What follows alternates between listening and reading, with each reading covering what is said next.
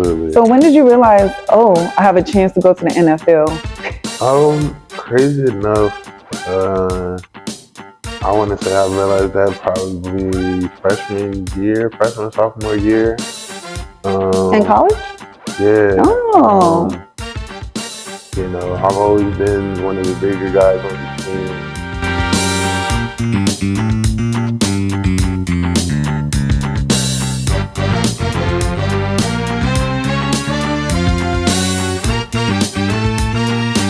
Hi everybody, welcome back to Crystal B Talks. I'm your host, Crystal Bradley, and today we have a special guest.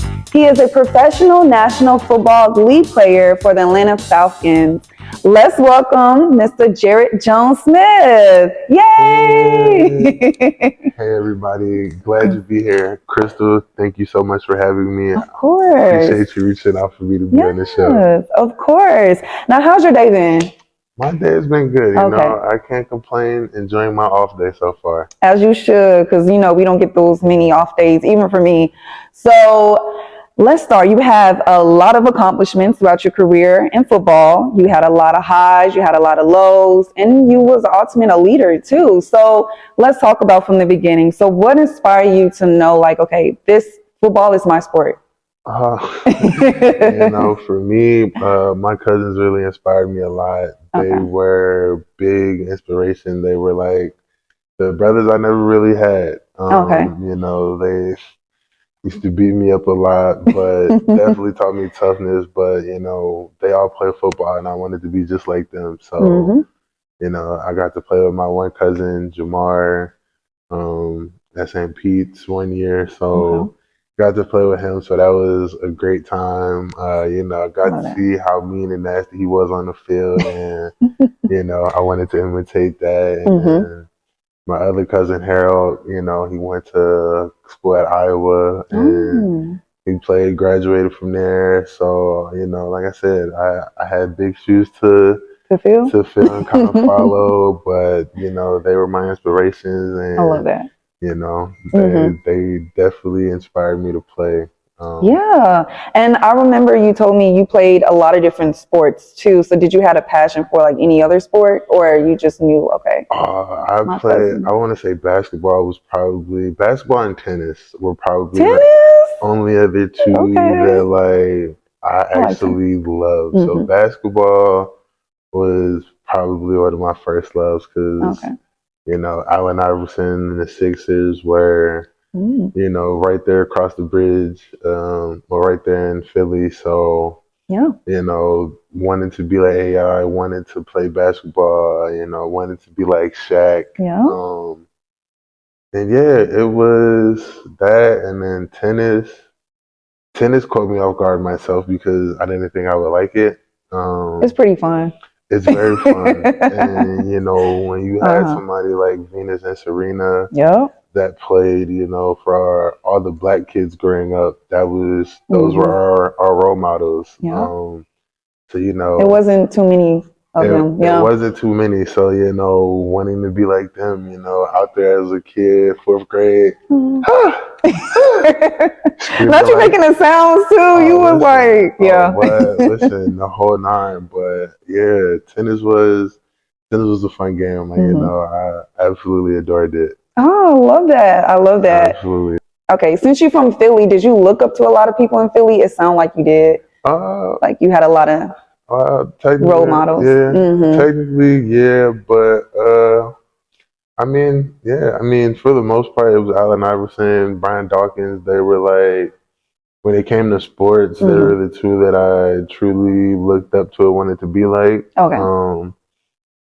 Iverson had the swag, the braids, the tattoos, but he went out there every night and played his heart out. And Brian Dawkins was just a whole different animal when he got on the field, and I tried to be as much like that as I could, as you should, as much of a leader as I could be. So so how was so since you're from Philly, how did you make that decision to go to University of Pittsburgh?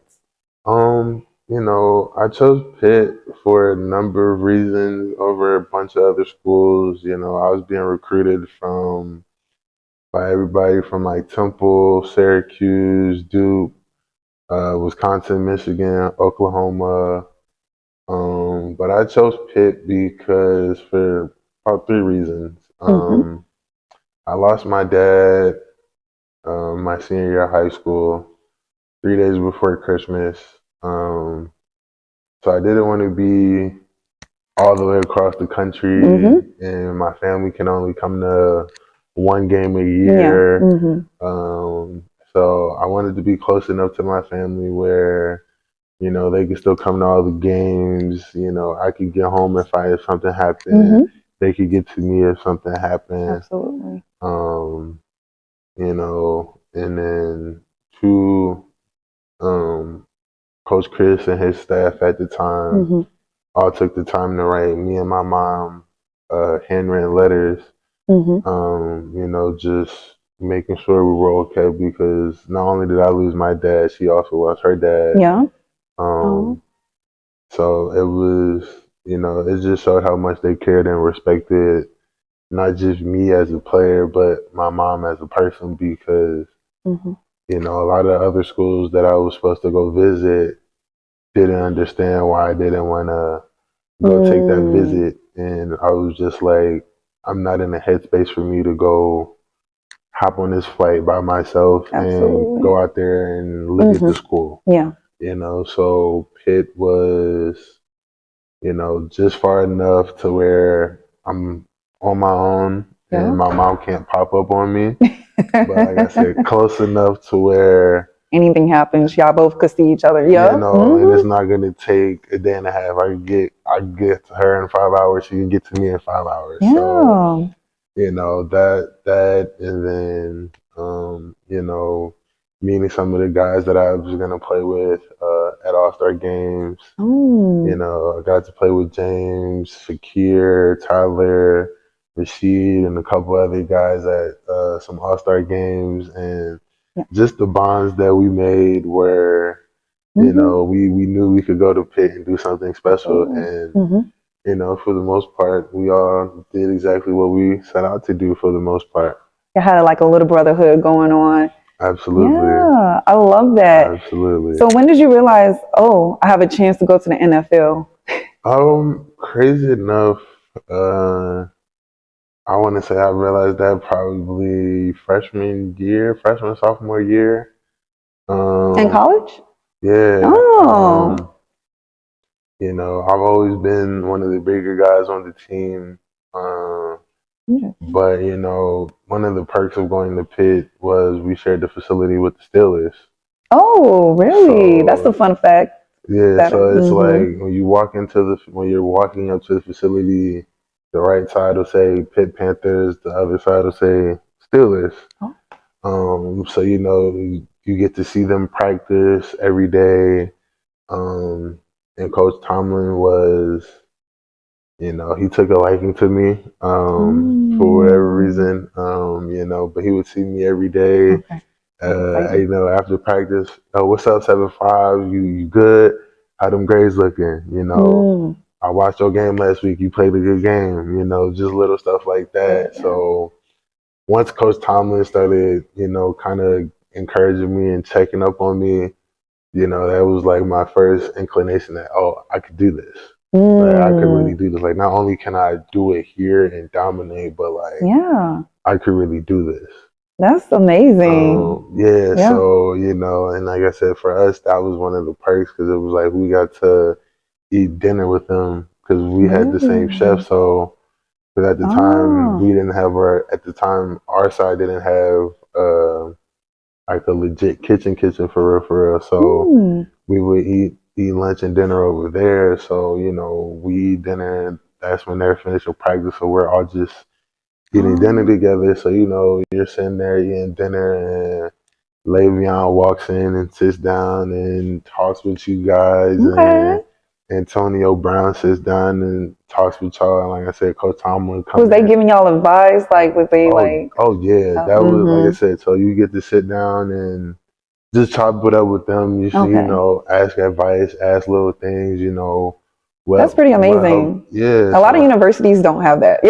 Like, they don't. So like I said, that was for us, the one benefit, and that was one of the big recruiting points, like, you know, you get to play in the NFL stadium, you get to see NFL players work out and practice every day. So what more could you really want? You get firsthand experience what it takes to be there, and you get to, it's not like you can't ask them questions. Like, they're very much cool people, you know. Like, I remember I got to meet Troy Polamalu my I think freshman, sophomore year before he retired, and it was just like, he was another one of those people. Like, granted, I couldn't stand the Steelers growing up, but why is that? Why you couldn't stand them? Listen, from the other side of the state, you know. So it was a state thing. It was like, okay. It was the Eagles all day, but you know, Troy was still one of those guys that, you know, he did everything right. Even when, you know, you got to sit there and watch him practice, just watching how dedicated and focused he is to everything, you know, it was great. Since you've been 9 years into football, like, how would you able to, you play XFL for the St. Louis Battlehawks, how would you able to lead that team, and how would you able to guide the younger players? So when I got to St. Louis last year in the XFL, you know, it was a different experience, because granted, I had done a spring league earlier on in my career after I cut my rookie year. I did a spring league in 2019, but at that point I was still a puppy, you know. I was only like 2 years removed from school, so still figuring out how to be a professional. So when I got to St. Louis last year, it was one of the first times I was the older guy in the room. Oh, really? You know, I went from being the baby in the room to now, I'm at least the older, one of the older dogs. Yeah. You know, you a little more seasoned. I had a little bit more season into me, and, you know, I had played, you know, by then I had been fortunate enough to be around some great vets, some future Hall of Famers, from Larry Tutstall, Joe Staley, Trent Williams, Rodney Hudson. Just some great guys and future, like I said, future Hall of Famers in their own right, that I was just able to learn and take things from. And it really helped my career, because I got to take little bits and pieces from each one of them that makes them great, and kind of add it to my own little toolbox. You know, so just being able to pass that knowledge on and help those guys, at least the guys in my room, help them learn, you know, the things to do and not to do, and you know, just kind of pouring into them, like I was poured into. And, you know, it was a great bond in that room. You know, 2023 XFL, everybody. You know, everybody in my line room, every Thursday we go to the movies, go watch a new movie. Definitely. Yeah. You know, so it was the chemistry of the team was great. And then even this year, you know, most of the guys came back, so it wasn't like we really had to relearn any new faces for the most part. Like, there was probably like 10, maybe 15 tops, like new faces just throughout the team.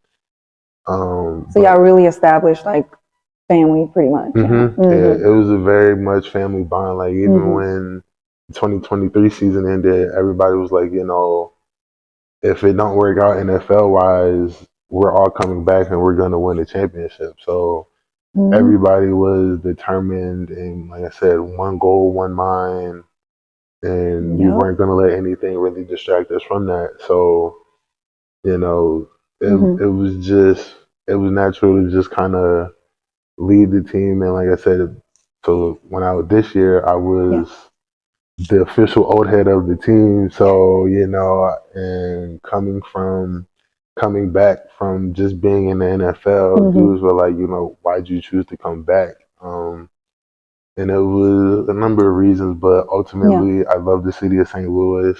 You know, the city of St. Louis is so nothing but love, and, you know, I'm very appreciative of the city. And, you know, granted, we didn't bring a championship to the city this year, but, you know, we gave our all, and you know, we did what we could. Yeah. So, and it's interesting to see how the circle of life happens, like how the Steelers used to come to Pitts and like give you advice, and then now you took that and giving advice to younger people too as the older one on a team. So that's amazing. That's interesting how life works. Absolutely. Yeah. And then what is one advice that stuck with you though that somebody gave you to like motivate you throughout your career?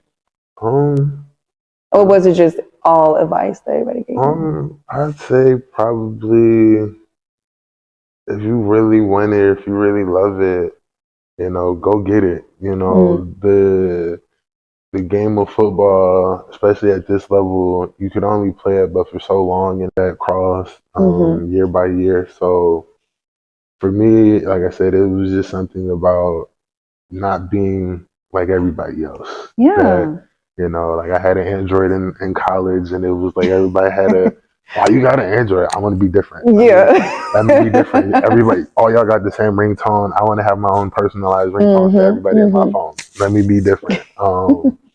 So, you know, like I said, that was always my thing. It was just, I don't want to be different. I'd rather do something that is making people scratch their head. Why would you do that?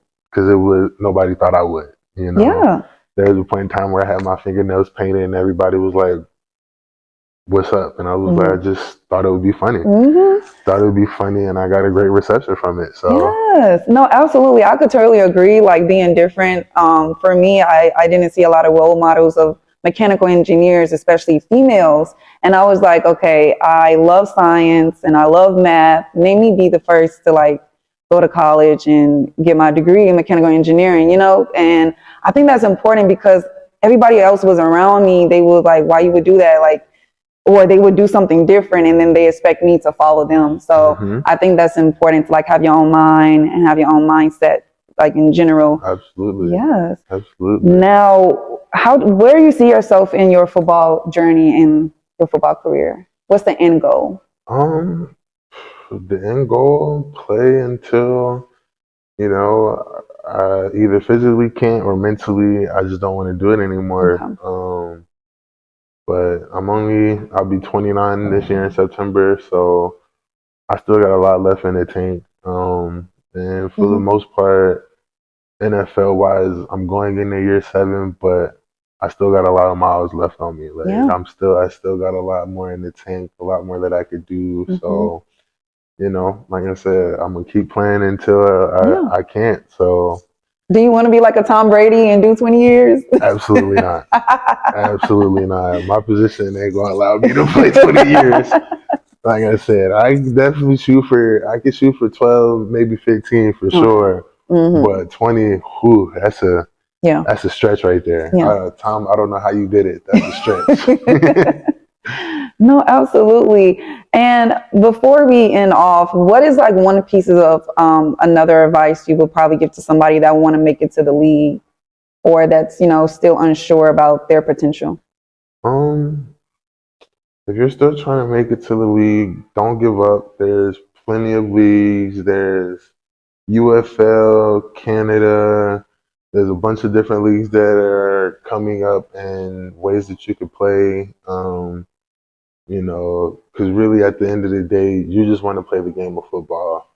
So even if you go to Canada, make a couple dollars, you go to UFL, make a couple dollars, you know, being able to play the game of football that you love, at the end of the day, that's the most important thing. Even if you don't get a call from an NFL team, the fact that you're able to go play professional football at some level is what's going to matter the most, because you don't know how many other people are going to see you play. Like, there was a little kid in St. Louis, every week, every home game, he'd sat right behind the offensive line. He would ask for my gloves. And, you know, like, you don't know how much whatever it is that you're doing on the field touches the fan. Like, as an offensive lineman, like the last home game we played in St. Louis, you know, I'm always one that interacts with the fans. So after the games, I run around, I high five everybody in the stadium, or I high five everybody, or I take selfies with the kids after the games. But this was the first for me. I had never had a fan make a poster of my name and number or anything like that for me. But for me, that was probably one of the most special moments. Was my last game in St. Louis. Yeah, that's so wholesome. Yeah, like a fan, like when I tell you, I almost cried. And I'm about to cry sitting here thinking about it. Literally, and she was a little girl, and that was the part that really threw me. She was a little girl, had a little, and I was like, oh my god, I've never had that before. Like I always see my teammates, people have my teammates posters and stuff up like that, but I had never saw one for me, So it was, for me, that was the most heartwarming moment, and it kind of humbled me for a little bit. I'm not gonna lie, it made me just really sit back and just appreciate everything that St. Louis has given me and everything that I've been able to do for the city of St. Louis. So, like I said, it was a great moment. Shout out to St. Louis, STL. Shout out to the 314, man. Yes. Now that got me thinking about another question. So can you walk us like a day-to-day in the life of a Jaryd Jones-Smith NFL player? Oh man, day in the life. Right now, training camp. Just wake up and grind, sun up to sundown. But during the season, Monday to Sunday, it's very simple, but not simple at the same time. So Monday is normally your day off. So you'll come in, you'll rehab, you'll lift. Normally you're out of there by 1 o'clock, by 12, 1 o'clock, depending on what time you actually get there. But you're never only there for about 3 hours tops. Tuesday, you'll come in, you'll lift, you'll watch the game tape from Sunday, go through all the corrections, you'll do it as a team, offense and position group. And then after you get done watching the game film, you'll at least do an introduction for the next game and next opponent. And then Wednesday, Thursday are normally the toughest and longest days. One of them days you'll probably be in pads, but normally you're there at least until 5:30, 5:35 for the most part. And then Friday is normally the light day. You're out of there by at least 1. You're done, or at least you're done by 1 o'clock. And then Saturday, got a quick little walkthrough in the morning, and then if it's a home game, get to go home before you got to report to the team hotel for night meetings and all that good stuff. But if you got to travel, you're normally traveling on Saturday, unless you're going from east to west or west to east, like across the country or across the states. Some teams will leave on like a Friday, so that way they have time to just kind of get there and acclimate to the time difference and stuff like that. Cause jet lag and stuff like that. Yeah, because sometimes like people don't think it plays a part, but sometimes it does, because your body, your time clock is off. Like if you're going from the East Coast to San Fran, it's 5 o'clock over there, and you're wondering why you're yawning, because it's 8 o'clock back home, and your body's like, it's time to go to sleep. Yeah. Now, congrats on signing with the Atlanta Falcons. Thank you. Yes. Coming from the UFL back to the NFL, how do you feel, and what is your expectations? It feels great to be back in the NFL.